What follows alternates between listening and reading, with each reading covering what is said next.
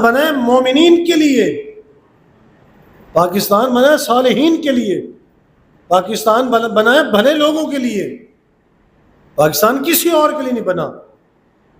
پاکستان تو بنا ہی اسی لیے۔ پاکستان کا مطلب کیا؟ لا الہ الا اللہ۔ تو اگر لا الہ الا اللہ کے علاوہ اگر کوئی اور منصور آئے گا ہم اسے مان لیں گے۔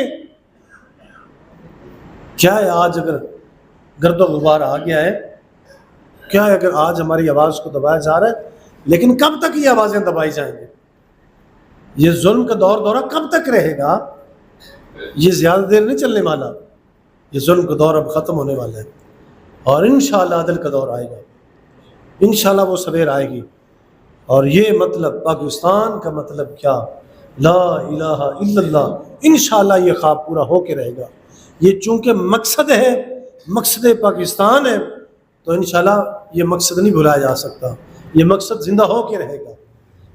ہماری ذمہ داری ڈیوٹی لگائی، جیسے میں پہلے عرض کر رہا تھا، جو میں نے خطبہ کے اندر آیت مبارکہ پڑھی، الذین ان مکناہم فی الارض، فرمایا کہ اگر ہم تمہیں وطن دیں، یہ سنیں ذرا آج اس آیت کا مزہ لیں، لطف لیں، اگر ہم تمہیں وطن دیں، یہ سنیں اس لیے کہ یہ جو وطن ہمیں ملا تھا نا، یہ ہمیں ایسے جھولے میں نہیں ملا تھا اور ایسے نہیں دے دیا گیا بول بلیکھے کے اندر۔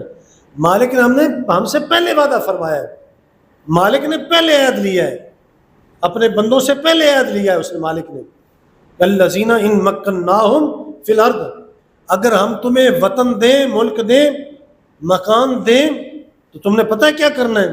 اقاموا الصلاۃ، نمازیں قائم کرنی ہے، وآتوا الزکوٰۃ، تم نے زکوٰۃ دی کرنی ہے، وامروا بالمعروف، اور تم نے نیکی کے حکم دینے، ونہوا عن المنکر، اور تم نے برائی سے منع کیا کرنا ہے، وعاقبۃ الامور وللہ عاقبۃ الامور، اور فرمایا اللہ ہی کی طرف تمام کاموں نے لوٹنا ہے۔ میری طرف توجہ دے ذرا، میری طرف توجہ دے ذرا۔ فرمایا کہ یہ تمام امور جو ہیں یہ اپنے مالک کی طرف پہنچنے والے ہیں۔ آج یہ یاد رکھیں، یہ مت بھولیں کہ جو کچھ ہو رہا ہے،